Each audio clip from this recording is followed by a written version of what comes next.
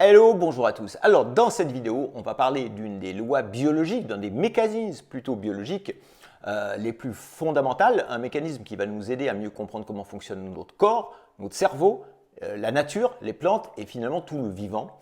Et ce mécanisme, c'est l'hormèse, la loi de l'hormèse. Alors, la loi de l'hormèse est quelque chose d'absolument fondamental et c'est passionnant à comprendre. Mais avant de vous en parler, abonnez-vous sur la chaîne, bien sûr, tout de suite, là, clac, activez les notifications et puis vous pouvez télécharger un petit guide gratuit, comment mincir naturellement sans régime et sans se prendre la tête, et c'est juste en dessous et c'est gratuit, voilà.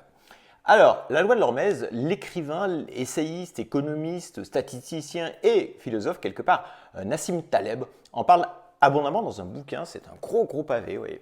Voilà, je l'ai là, ça s'appelle Antifragile, c'est vraiment un gros bouquin, il doit faire 700 pages au moins. Il est passionnant, je dirais, très intéressant, pas toujours facile, mais vraiment passionnant.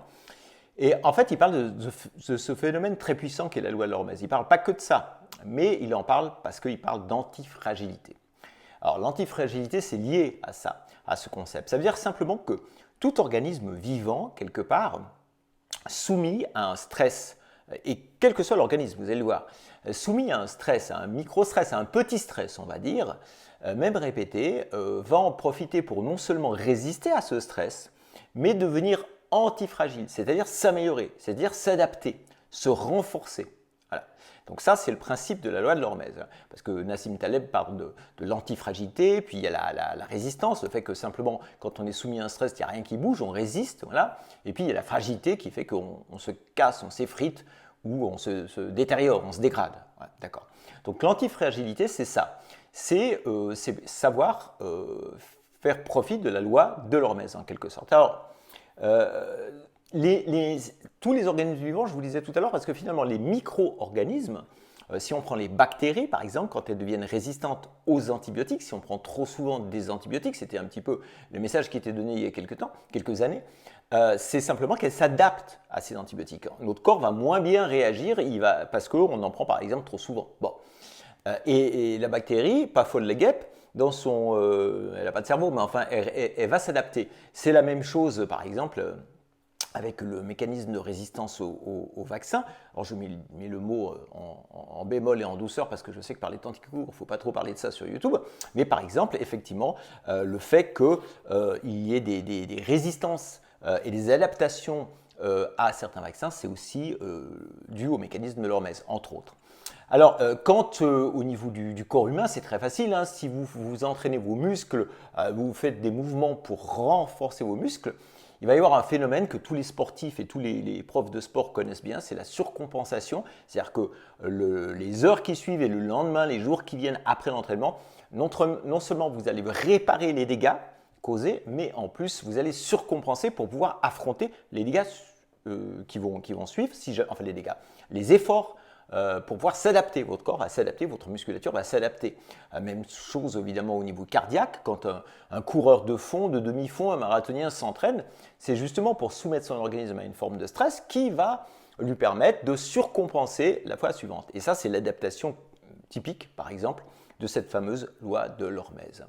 C'est valable pour les tendons, c'est valable pour les os. Quand vous marchez, vous renforcez votre ossature aussi et vos tendons. Donc, simplement parce qu'il y a des micro-traumatismes. Par exemple, une chose intéressante, quand vous nagez, la natation est un sport, c'est très bien la natation, hein, okay, mais il n'y a pas de résistance. Vous êtes en état d'apesanteur, en quelque sorte. Donc, quand vous nagez, eh ben, vous ne travaillez pas sur l'ostéoporose, vous n'allez pas renforcer vos os.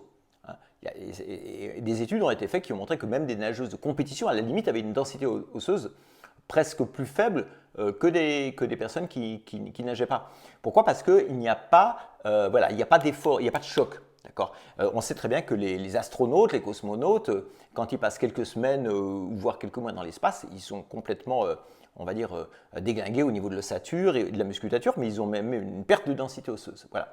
Donc la loi de l'hormèse, c'est tout simplement ça, c'est ces micro-stress qui vont permettre à l'organisme de se renforcer. Alors, Il n'y a pas besoin, encore une fois, je parle de micro-stress parce qu'il n'y a pas besoin de gros efforts. Clairement, si vous allez régulièrement marcher à pied dans la nature autour de chez vous, vous faites un petit peu de vélo ou vous faites un petit footing léger, vous allez plutôt renforcer votre organisme. Et clairement aussi, si vous vous préparez pour un ultra-trail ou un marathon, c'est votre choix le plus strict et puis c'est sympa comme défi. Néanmoins, là, vous allez plutôt, on va dire, risquer d'endommager, de choper des fractures de fatigue ou bien des tendinites, etc. Même chose, vous prenez l'exemple tout à l'heure des haltères, c'est le même principe.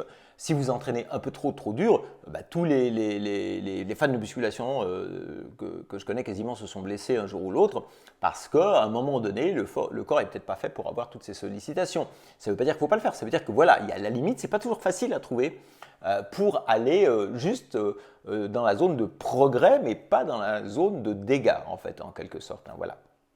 Donc, ce qu'il faut comprendre avec ça, c'est qu'une fonction humaine, qu'elle soit... Alors, notre cerveau, c'est pareil, parce qu'on parle du corps, mais le cerveau, c'est pareil. Si on ne sollicite pas du tout notre cerveau, si on ne fait plus rien pour solliciter notre cerveau, qu'est-ce qui se passe? Les fonctions cognitives, cérébrales, la capacité de réflexion, la capacité de compréhension, de solutionner les problèmes va s'amoindrir, va se dégrader.